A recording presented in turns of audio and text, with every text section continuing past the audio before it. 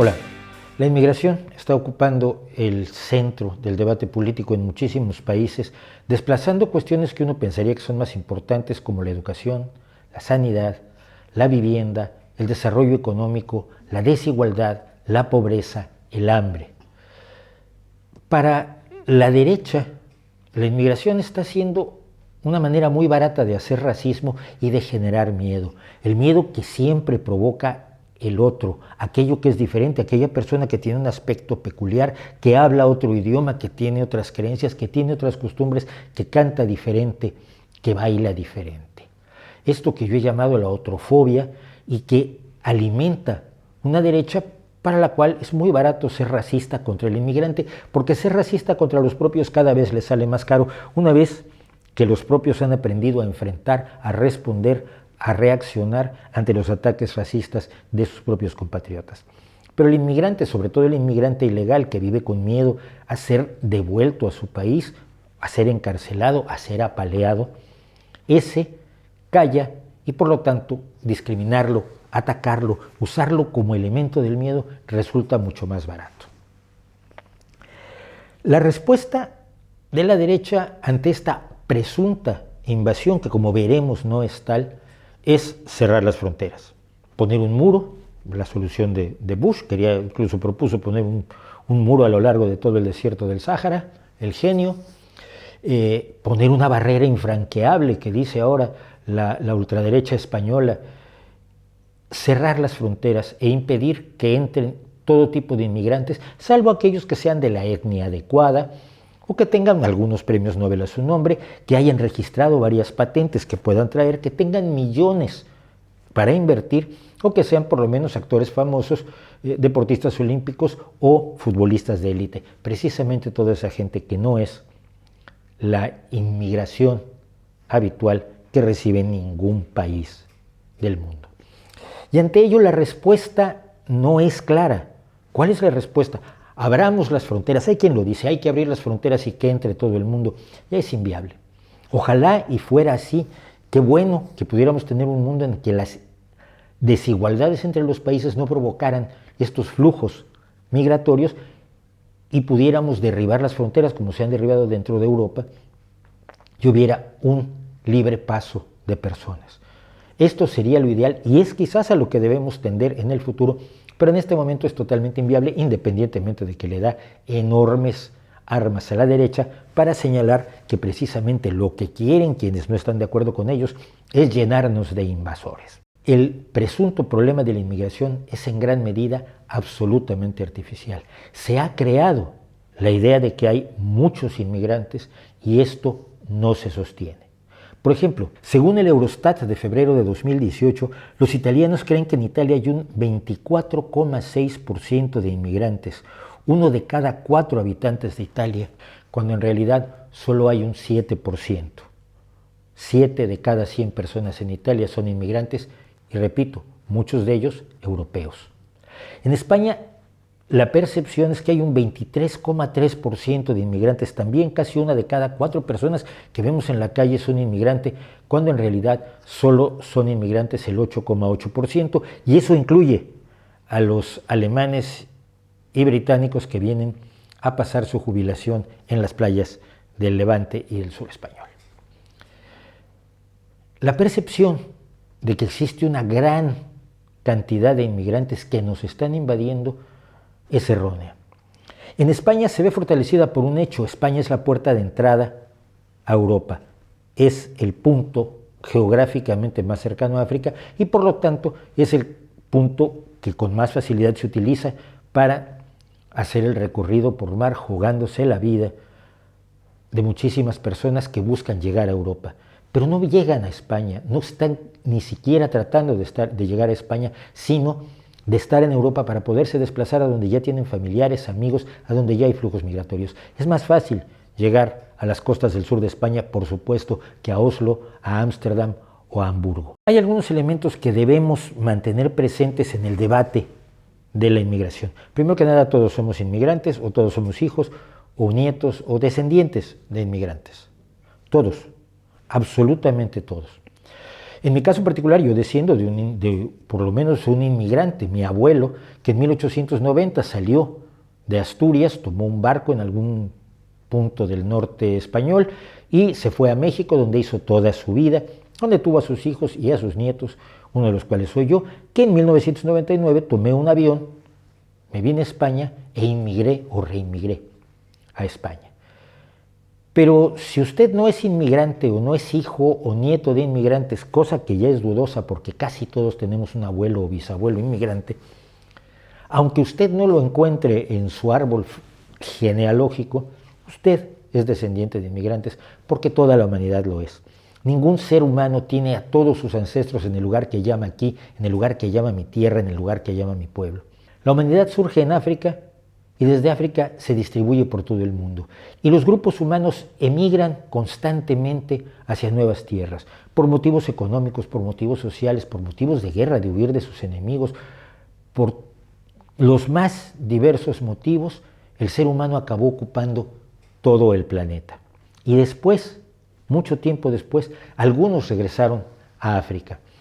Esto se revela, por ejemplo, en Etiopía, que es donde se supone que aparece la especie a la que pertenecemos o de la que descendemos nosotros, una de las varias especies humanas que ha habido.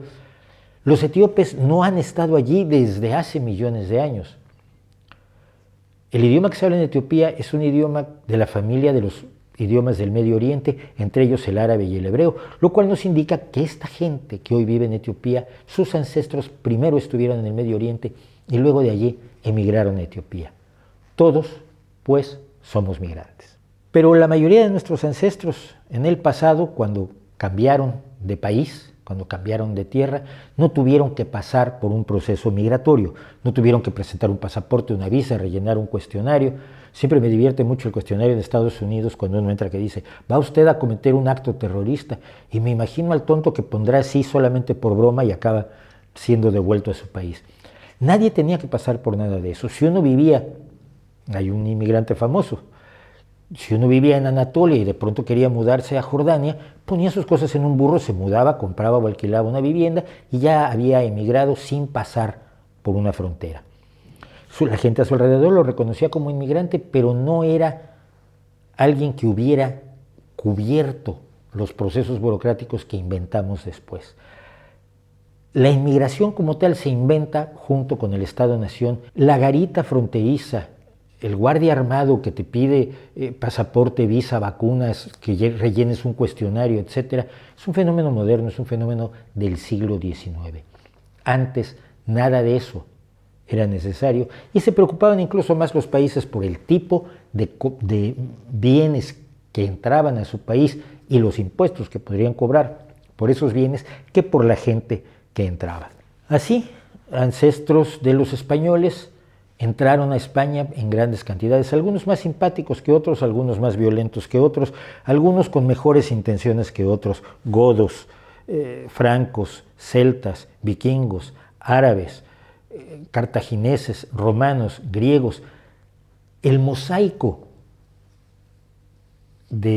genético que conforma el español actual hace absolutamente ridículo que cualquiera se levante y diga soy 100% español, porque nadie es 100% nada, como no sea 100% humano, aunque algunos podríamos poner en duda que lo son. ¿Cuáles son las características de los flujos migratorios actuales? Las mismas que las de los flujos migratorios del pasado. La gente desesperada busca un lugar donde tenga esperanza. La gente que tiene miedo busca un lugar donde tenga menos miedo. La gente que no tiene oportunidades busca un lugar donde tenga más oportunidades. La gente que no encuentra futuro para sus hijos busca un lugar donde sus hijos puedan tener un futuro. Y la gente que tiene miedo por su vida busca vivir en un lugar donde tenga menos miedo por su vida. Europa fue una gran expulsora de inmigrantes y esto suele olvidarse cómodamente. España expulsó en el fines del siglo XIX, principios del siglo XX, a muchísimas personas simplemente porque había hambre. Mi abuelo fue uno de ellos. Luego, en los años 60, con los éxitos gloriosos de la economía de una dictadura feroz, expulsó a otra enorme cantidad de personas que fueron a Alemania, a Bélgica, a Francia, a Holanda, a buscarse la vida, a trabajar honradamente, como suelen hacer la enorme mayoría de los emigrantes. De hecho, en España toda la gente se muestra muy orgullosa de aquel abuelo, bisabuelo, tío segundo, que un día tomó un barco o simple y sencillamente se echó a andar para irse a otro país a ganarse la vida, Venezuela, Cuba, Argentina, México, Bélgica, etc. Italia expulsó una enorme cantidad de migrantes, sobre todo del sur, en los momentos en que el hambre dominaba Italia, y es de esto no hace cientos de años, de esto hace apenas 100, 120 años. Irlanda, a mediados del siglo XIX, también por hambre, por la hambruna de la patata, expulsó una gran cantidad de personas que fueron a vivir a Estados Unidos y fueron horriblemente humillados, discriminados, perseguidos, sometidos a los peores trabajos. Los paddies les llamaban, y en Estados Unidos la llevaron bastante mal hasta bien entrado el siglo XX. ¿Cómo se nos olvida que Europa lanzó a tanta gente a ganarse la vida en otros lugares cuando aquí había hambre, había desesperación, había tiranías y había una situación insostenible? Europa esperó que el mundo fuera generoso con los europeos que salían de su tierra.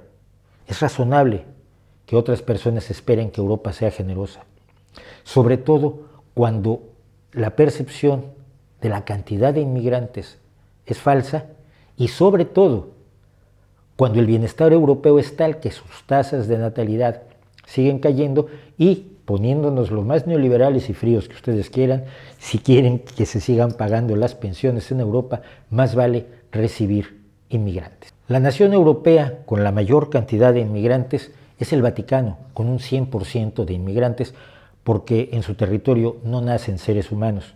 Saque usted de allí las conclusiones que quiera.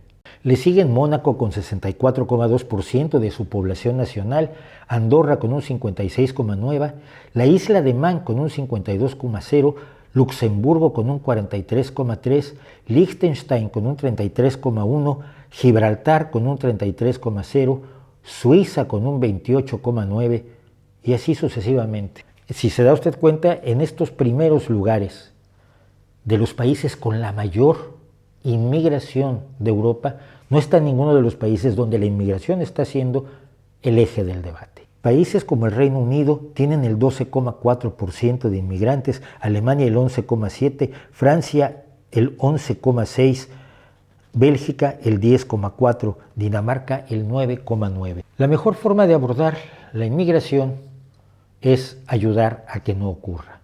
Es establecer los mecanismos necesarios para que la gente no tenga la necesidad de abandonar su tierra, no solamente porque es lo moralmente correcto, lo históricamente responsable, sin asumir culpabilidades del pasado jugando el presentismo histórico, sino también porque es lo más conveniente para todos. Y es que la gente muchas veces no se da cuenta de que la pobreza a los países opulentos les sale más cara que resolver el tema de la pobreza. No se trata tampoco de un asistencialismo fácil como aquel que ya condenó de manera extraordinaria el libro Blanco Bueno Busca Negro Pobre, que demostraba que las ayudas al desarrollo en las que ya ha invertido dinero Europa han sido muy poco útiles porque finalmente han sido imposiciones de alguna manera externas, ideas externas que no trabajan conjuntamente con las instituciones de los países beneficiarios para crear una situación económica sostenible.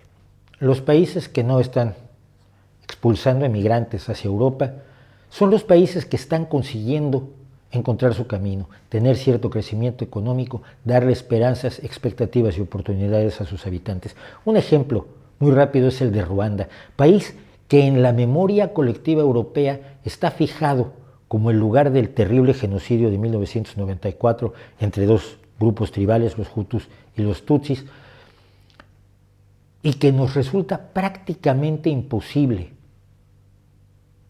imaginar que 23 años después es un país en desarrollo, es un país que tiene una visión clara de futuro y acciones concretas para convertirse, en palabras de su presidente, que sus defectos y muchos tiene, Paul Kagame, en un país de ingresos medios después de haber sido uno de los países más miserables, pero que hoy en día ya es el sexto país con mayor igualdad de género en el mundo, con un parlamento compuesto en más del 60% por mujeres, con leyes que se cumplen y con proyectos que se empiezan a realizar, y una capital que si usted la ve hoy en día no se imaginaría que es la capital de esa Ruanda que nos horrorizó.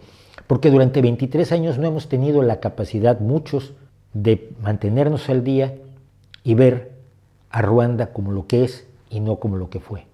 Hay otros países africanos, los de mayor crecimiento, que no están lanzando emigrantes en grandes cantidades hacia Europa. ¿Quiere usted controlar los flujos migratorios? Detenerlos es imposible. Detenerlos es absolutamente imposible. Siempre los habrá, siempre los ha habido. Y si usted fuera el emigrante desesperado que busca un futuro mejor para sus hijos, no lo podrían detener. Y lo mismo les pasa a todas esas otras personas. Pero si usted quiere reducir los flujos migratorios, apoye el desarrollo, la paz, la responsabilidad, la transparencia, la participación de la gente en los países que están siendo aplastados por las presiones económicas, sociales, políticas y bélicas. Sudán del Sur era el granero de buena parte de África y se convirtió en un lugar donde hay un desastre humanitario con una hambruna gravísima que ponía en peligro a millones. Se espera que ahora finalmente se haya conseguido la paz en Sudán del Sur, una guerra atroz por todo concepto, con señores de la guerra e intereses de lo más revueltos, y donde nos limitamos los países de fuera de Sudán del Sur a ayudar a los refugiados en las peores condiciones imaginables. Y este es el segundo punto en el que se puede hacer mucho para controlar los flujos migratorios, para moderarlos, pero no presionando a quienes son sus víctimas, a los inmigrantes. El concepto de campamento de refugiados que ha manejado las Naciones Unidas desde hace muchísimos años es absolutamente inhumano. Toda persona que va a un campamento de refugiados hecho con todas las mejores intenciones por las agencias de ayuda internacionales entra en una especie de animación suspendida, en una cámara donde el tiempo deja de transcurrir, donde no tiene futuro, donde no tiene oportunidades, donde no tiene nada que hacer más que esperar que cambien las condiciones que lo expulsaron de su país originalmente. No hay trabajo, te lo dan todo, no hay esperanzas, no hay nada. Y esa situación se puede mantener durante meses, años, décadas, generaciones incluso, como ha pasado con los campamentos refugiados de palestinos, que en Jordania se mantienen como campamentos de refugiados en una situación estática que nadie en sus 5 sentidos le desea a ninguna otra persona. El replanteamiento de cómo se ayuda a los refugiados que provienen de situaciones de guerra atroces, de invasiones, de robo de tierras, de todo tipo, tiene que cambiar, y eso tenemos que hacerlo todos. La reorientación de la ayuda al desarrollo y la reorientación de los campamentos de refugiados son 2 de las muchas cosas que se pueden hacer para moderar y regular los flujos migratorios que preocupan a algunos cuando en realidad no son preocupantes, cuando en realidad son necesarios. Pero hay un último punto en el que siempre debemos aterrizar. A lo largo de toda la historia humana no hay un solo caso en que los flujos migratorios hayan resultado negativos para el país receptor. Un solo caso en que la invasión haya realmente destruido las costumbres, la religión, el idioma, la forma de ser, las tradiciones del país receptor. En todos los casos, la inmigración es enriquecedora desde el punto de vista económico, desde el punto de vista social, desde el punto de vista cultural, desde el punto de vista científico. El rechazo a los inmigrantes no solamente es muestra de enorme inhumanidad, es moralmente despreciable y es muestra de una ignorancia profunda que debemos superar mediante la divulgación y la difusión de los hechos reales y los números reales respecto de la inmigración. No solamente es repugnante aquel que valora a otro por el color de su piel, su religión, su cultura, su rizo del cabello o el idioma que habla. Es que además, cuando echamos una mirada a toda la historia de la humanidad, rechazar al inmigrante es rechazarse uno mismo, lo cual resulta profundamente imbécil. ¿No cree usted?